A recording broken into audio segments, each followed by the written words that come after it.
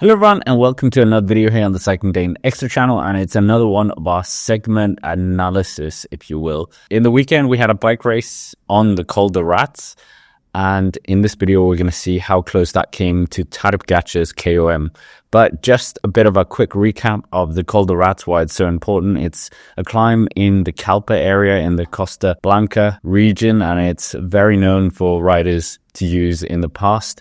In 2018, we saw Jonas Vingegaard, with the help of Coll, take the KOM, and that led on to him signing with Jumbo-Visma. Obviously, there were other factors as well. And then 2024, late in December, we saw a ferocious attack by UAE team Emirates and Tadej Pogacar, many bystanders capturing as they zoomed past them up the climb, and he took the new KOM of the climb. But before that as well, I didn't add that in, we also had Peter Oxenberg of Coll again, the team of Jonas Vingegaard. They did it once more, taking the KOM as a team. But as I said, Tadej Pogacar dethroned them with the help of his team and really went max out. And currently the KOM stands at 12 minutes and 21 seconds, averaging 31.2 kilometers up this savage climb of 6.4 kilometers, which has an average gradient of 5.5%. So many people struggle to go that on a flat, and here UAE team Emirates with Tadej Pogacar did exactly that all the way up. But nevertheless, the race that went up the Coll de Rats was the Clásica Comunitaria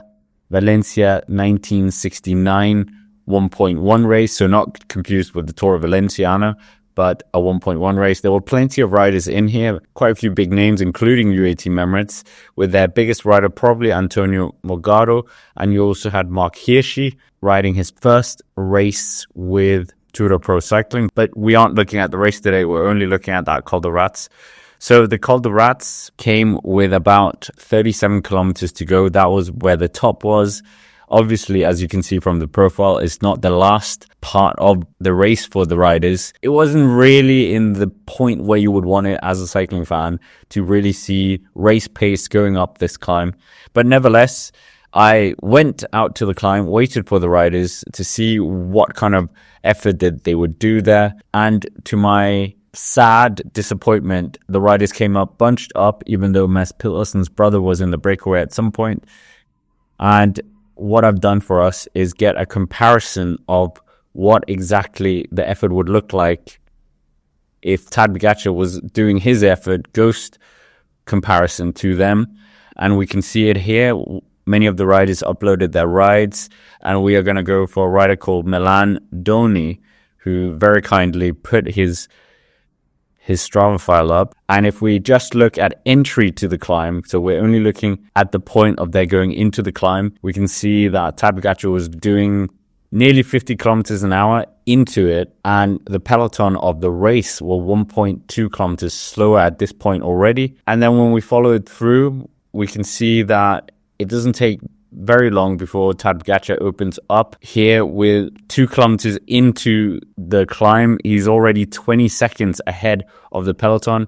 And then we move it a bit further to kilometer 3. So almost halfway, he's 28 seconds ahead of the peloton, going 28.4 kilometers, which is almost, well, it's not quite a kilometer, but it's more than half a kilometer quicker than them.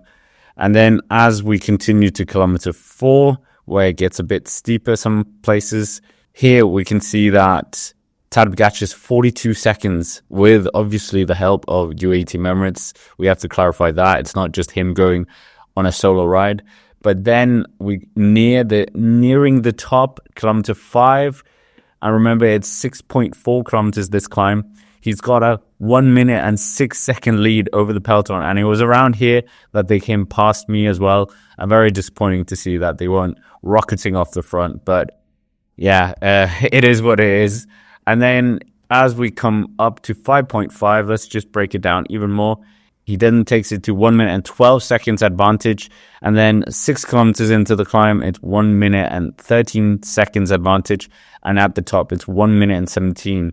So that meant that none of these riders, because they were all riding together, essentially, came anywhere near the top 10 of this segment. And of course, to remind ourselves, to get inside the top 10, you need a time of 13 minutes and 17 seconds. The time they did was 13 minutes and 38 seconds. And if we actually look at Milan Donny's profile again, he has very kindly elected to have his power data, so that's quite good to see. And for the power, he averages 393 watts, and it really is a fascinating insight that he actually was nowhere near that of Tadej Pogacar's estimated threshold. But again, we have to clarify this. The asterisk is all over the place, that this climb was not in the position that we would have wanted to see that race effort.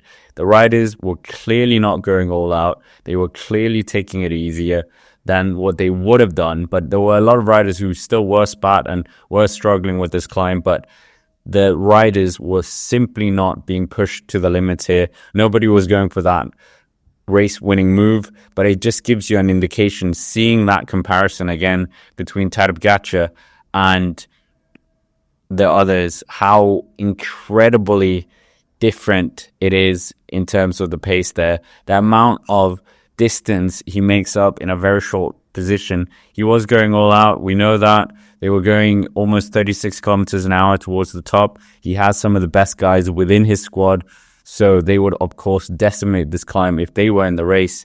But yeah, that just seeing the graphic just gives you an indication of how quick they were. But yeah, the race position of the climb, that is, of course, the big caveat.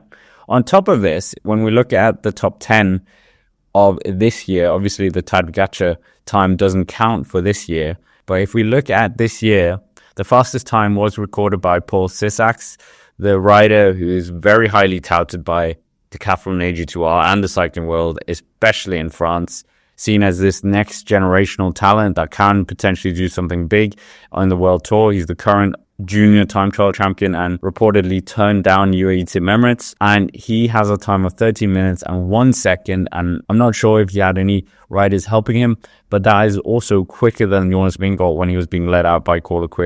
And Jonas Vingegaard was, of course, older than Paul Sissacs when he did that, so that's also a strong indication here. But yeah, Tadej Pogacar still reigns supreme on the Col de Rats. I don't know if that KOM is going to be beaten anytime soon, but we are going to see it at the Tour of Valenciana as well, so we'll check that out and see if there's anyone who's been able to unseat Tadej Pogacar after that race. But I would say don't hold your breath, because Tadej Pogacar's time seems absolutely unbeatable at this time. But anyways, with that, that's basically it for this video. Make sure to hit the like button, subscribe to the channel, because that really helps out, and thank you if you've already done that. And if you haven't already, why not check out the original video where I talked about the Tadej Pogacar KOM on the Col de Rats. And until next time, thank you very much for watching, and I will see you around.